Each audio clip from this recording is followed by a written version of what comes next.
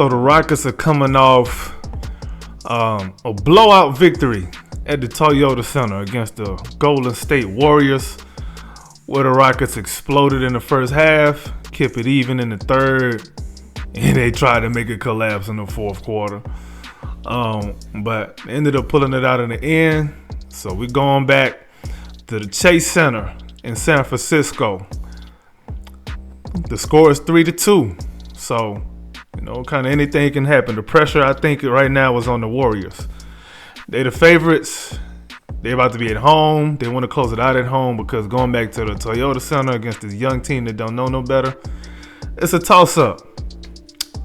But there's a reason why we're down 3-2 instead of up 3-2. Or should I say down 2-3 instead of up 3-2.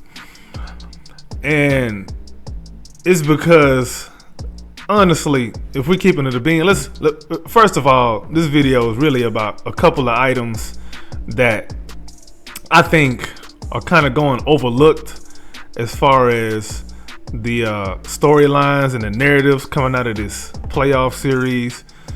I know everybody's talking about right now, they're talking about Jalen Green inconsistent. Amen Thompson starting to come on after they was already ready to throw him in the trash after game 3.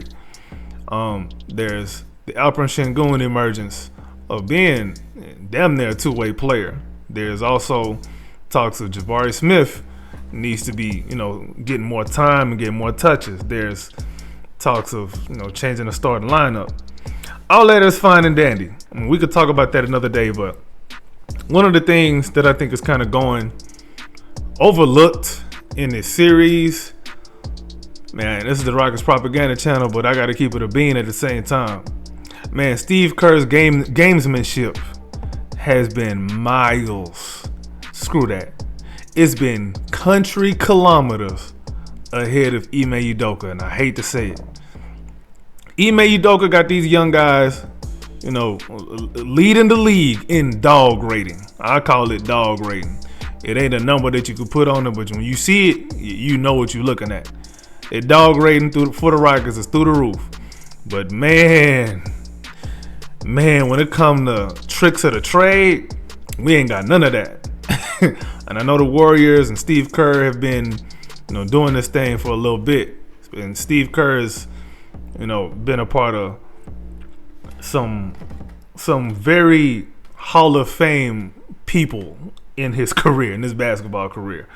From, playing with MJ and being coached by Phil Jackson, to playing with Tim Duncan and being coached by Greg Popovich, to now coaching future Hall of Famers like Steph Curry, Klay Thompson, KD, Draymond Green.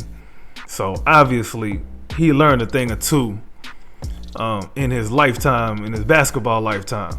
And obviously, he got the experience edge on Ime Udoka. So he's obviously going to win that battle. But man, it's bad.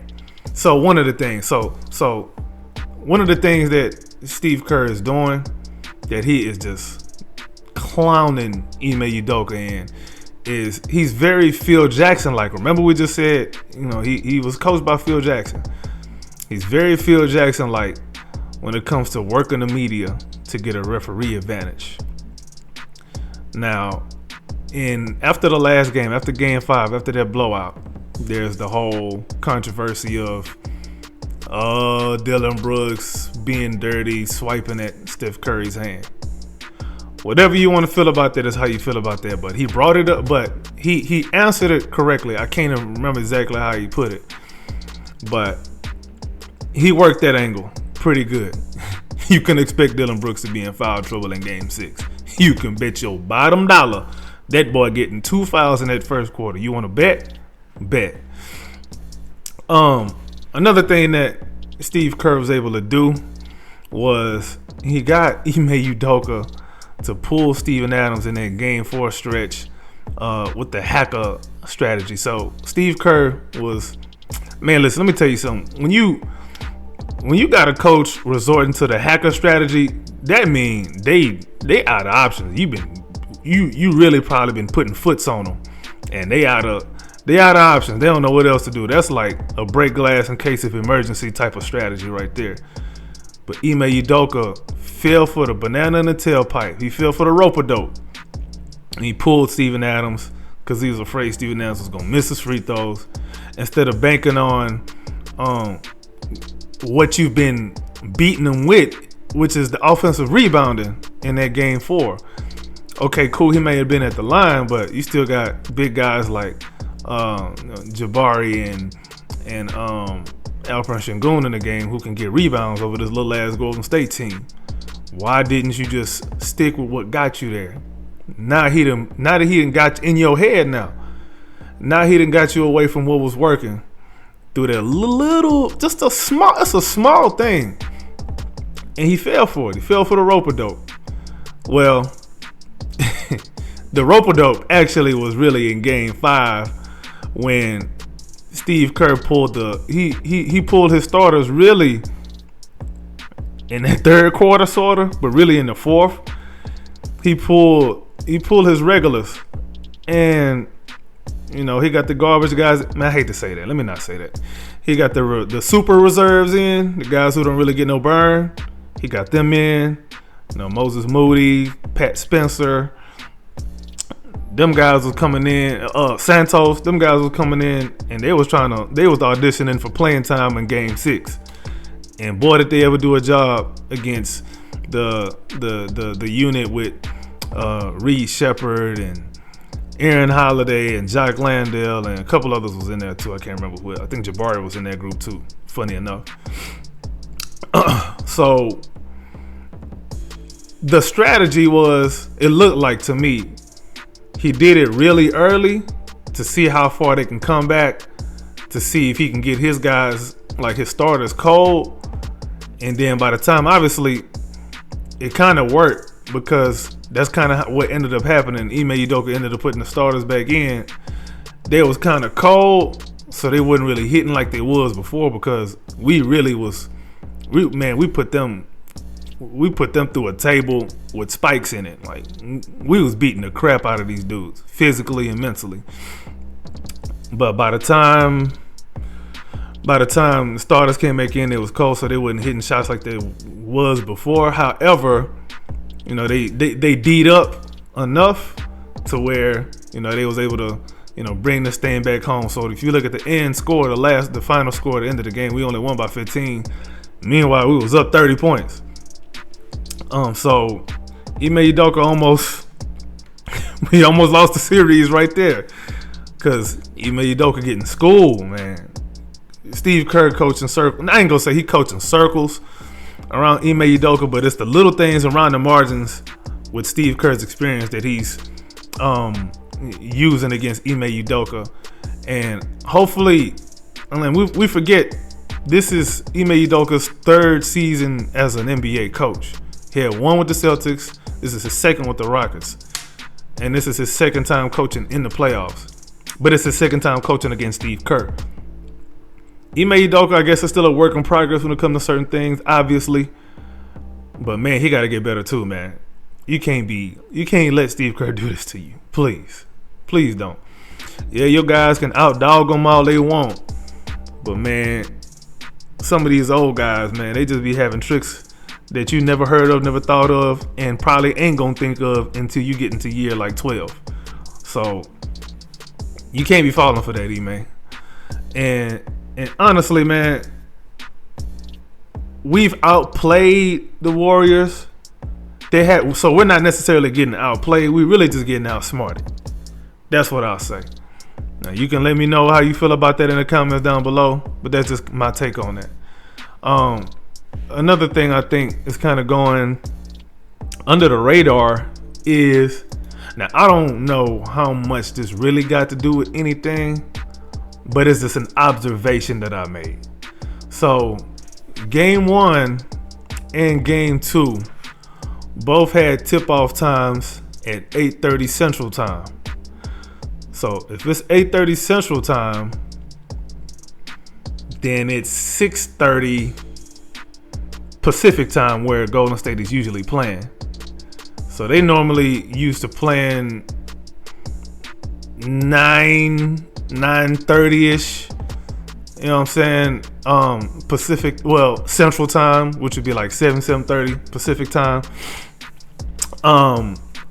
And in those two games at home against the Rockets, I mean, obviously the Rockets are a great defensive team, but there's also a part of where I think, an older team, kind of harder for them to get off to good starts and stick with it. Kind of, takes them a little longer to get going.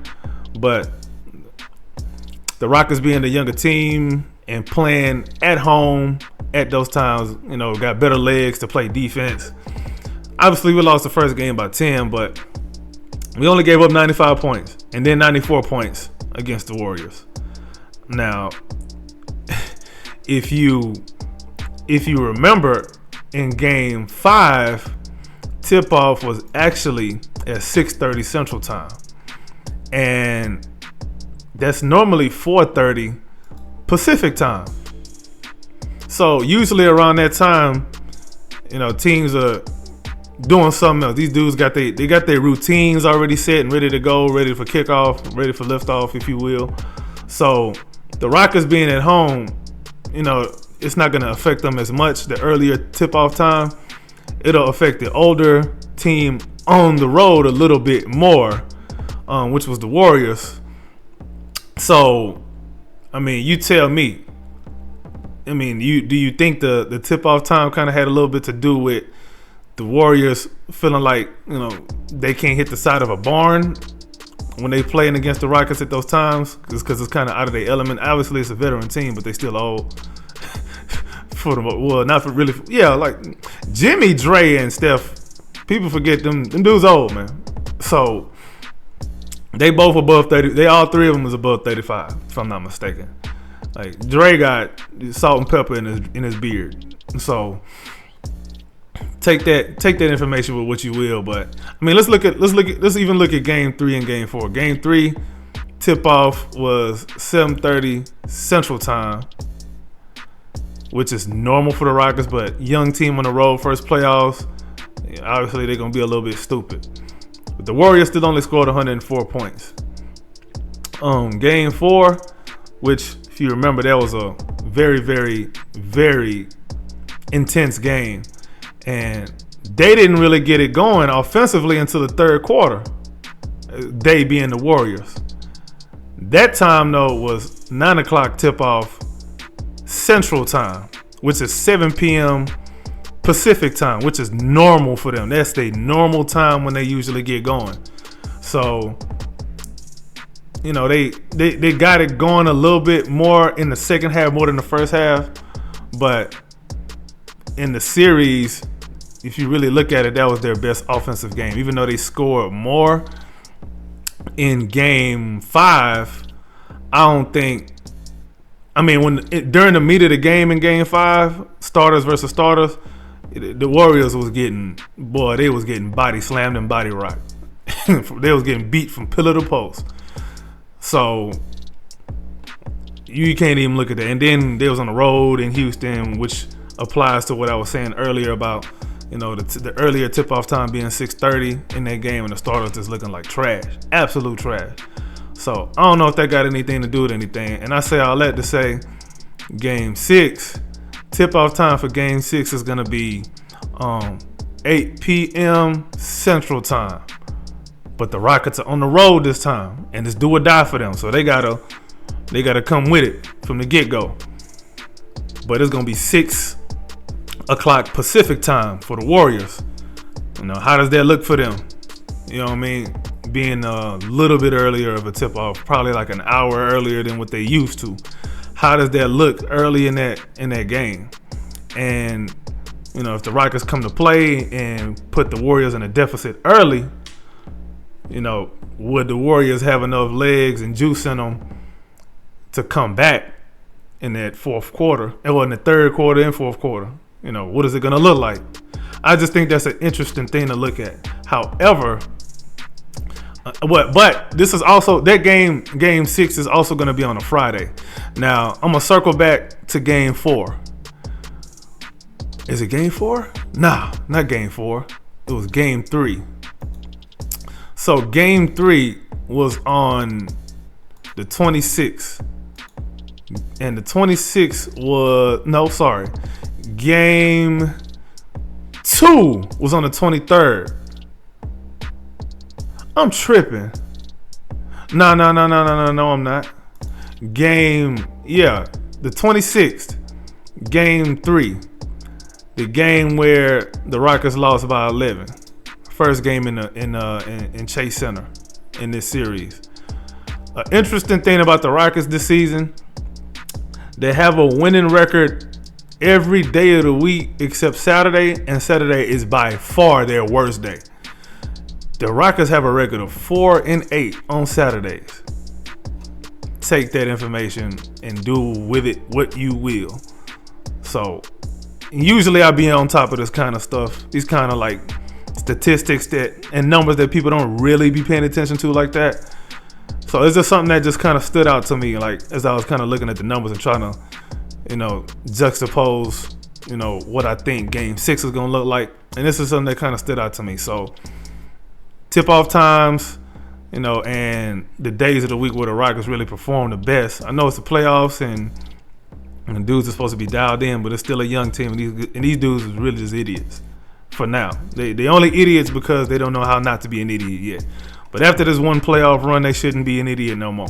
Well, at least less often. But anyway, y'all tell me what y'all think about these couple of things I think are going unnoticed in this series. Y'all tell me what y'all think about that in the comments below. It's your man's AK Infinity. Follow me on Twitter/X at AK_VVS. This is the Rockets Propaganda Channel. Make sure you hit that subscribe button, hit the like button. By the way, man, it's a high percentage of y'all that be watching and don't be hitting that subscribe button. It's probably because you've been a hater your whole life, but it's not too late to change that. So hit that subscribe button before I teleport through this video and drop kick you. We out.